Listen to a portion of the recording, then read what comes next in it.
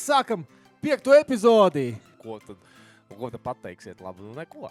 Skatītāji, meklējiet mūsu draugiem.lv. Kračs Maksimas plaukti tiek strauji iztukšoti.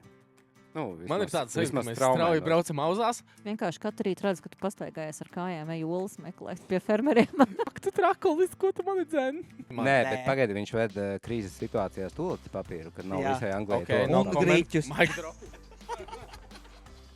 Divi šoferi ir satikušies. Viņi ikdienā pabrauc viens otram garām, parāda sliktus žestus, un tagad viņiem ir iespēja beidzot parunāt aci pret aci.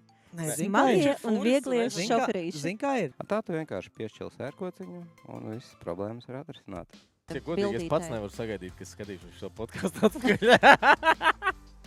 Man pirms tam rādījās 18+.